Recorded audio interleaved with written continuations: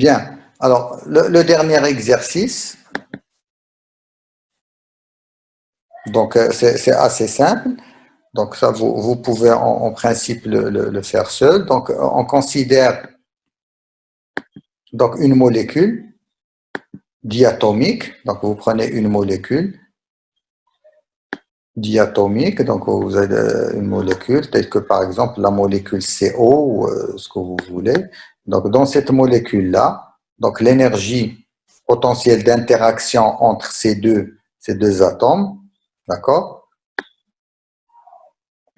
C'est-à-dire donc l'énergie potentielle qui correspond à l'attraction de cet atome-là par celui-là et de celui-là par celui-là, d'accord? Elle est égale à, elle a cette forme-là, d'accord? Elle est définie, donc moi j'ai rajouté une constante K, donc à une constante près, d'accord?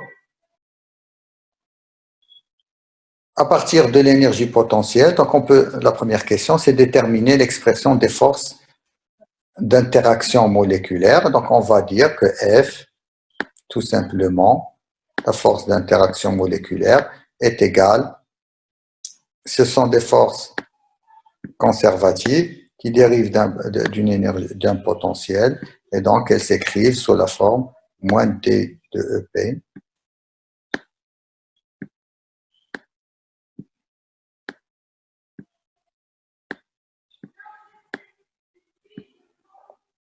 c'est déjà écrit, bon je réécris, bon, c'est pas, sur d de x ou d de r.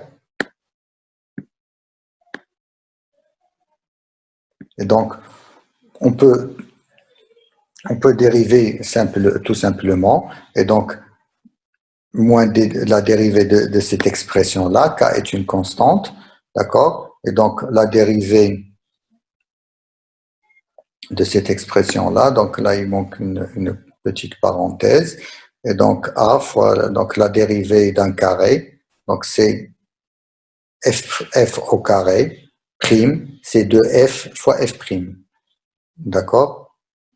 Et donc c'est a, c'est, bon il y a a, c'est 1 moins l'exponentielle de moins h r0, d'accord? Multiplié par la dérivée de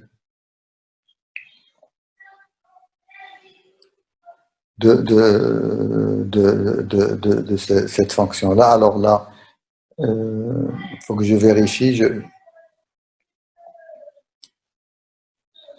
R moins R0, donc il y a toujours... Donc,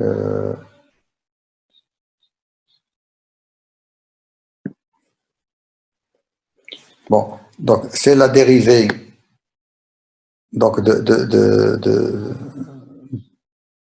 ce terme-là, et donc qui va me donner 2 fois petit a fois grand A, donc c'est ça la dérivée. Donc la dérivée de ça, c'est 2 fois. En fait, le carré, il est là. Je pense le carré, il est plus. Donc, il faut que je corrige au niveau de la série aussi. Donc, le carré, il est là. Donc, c'est 2 fois.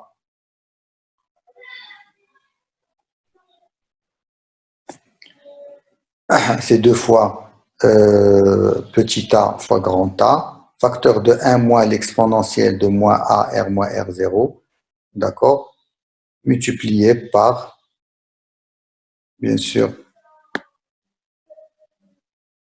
la fonction a exponentielle de moins a r moins r0.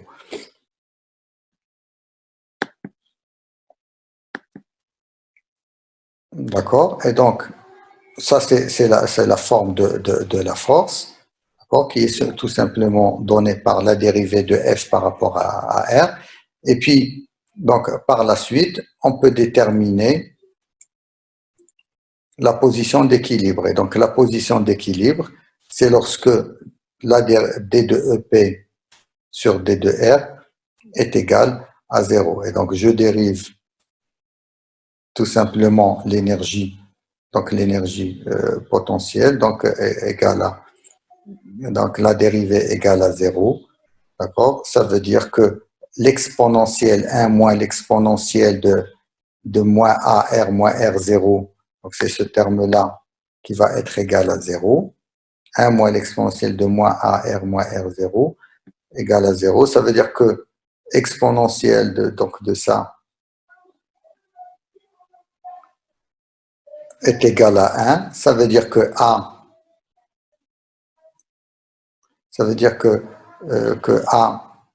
R moins R0 est égal à 0. Et donc, ça veut dire que R est égal à R0.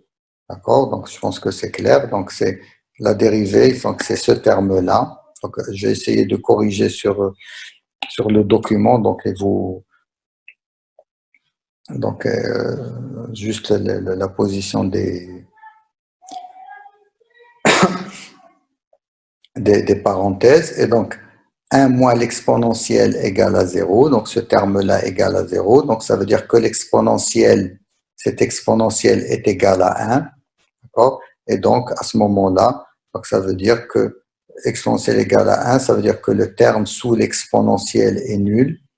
Et donc, dans ce cas-là, ça va vouloir dire que R moins R0 égale à 0. Ça veut dire que R équilibre est égal à R0.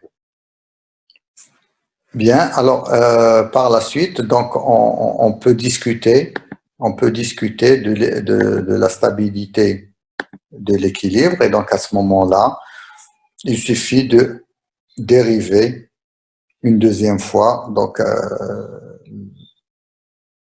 une deuxième fois, donc l'énergie potentielle par rapport à R. Et donc, si je reviens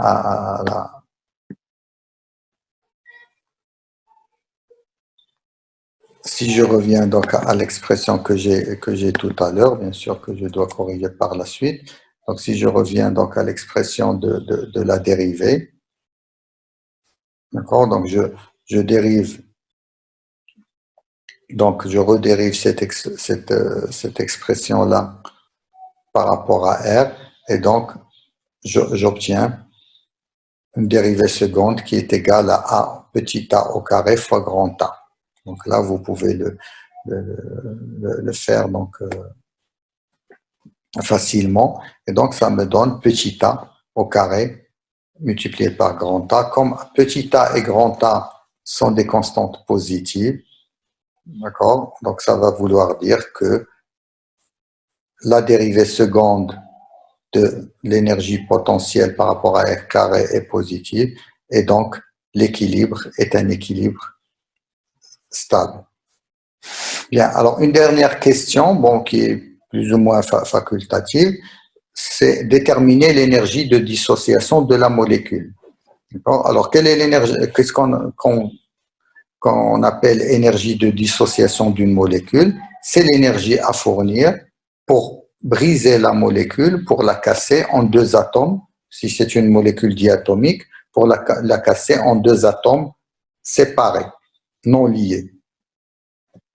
Et donc, à ce moment-là, cette énergie-là sera égale au minimum à l'énergie potentielle des deux interactions entre les deux atomes quand ils sont indépendants l'un de l'autre. C'est-à-dire, dans ce cas-là, on va dire que la molécule est dissociée lorsque le rayon, la distance R entre les deux atomes tend vers l'infini. D'accord? Et donc, à ce moment-là, donc la molécule est complètement dissociée. Et donc, l'énergie de dissociation, elle correspond à l'énergie pour R tendant vers l'infini. Donc, si je fais tendre R vers l'infini, donc ce terme-là tendra vers 0, d'accord? Et donc, l'énergie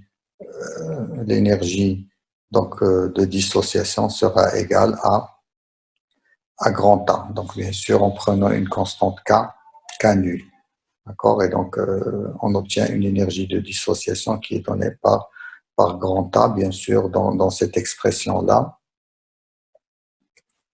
Il est clair que comme le terme entre parenthèses, bien sûr, n'a pas c'est une exponentielle, donc il n'a pas d'unité, et donc le terme A donc va avoir donc aura comme unité, donc bien sûr c'est des joules. Et donc, l'unité de E, elle est contenue dans A, et donc on retrouve bien sûr l'énergie de dissociation égale à A, et donc on reste bien sûr, on reste cohérent au niveau des dimensions. Bon, voilà, donc merci, et donc on se donne rendez-vous donc pour une prochaine vidéo. Donc on va passer donc la prochaine fois. Donc on va commencer le chapitre sur l'électrostatique, d'accord. Et on va toujours bien sûr continuer avec cette stratégie-là, donc court, mais avec aussi des exercices de TD au fur et à mesure. Bon, à bientôt.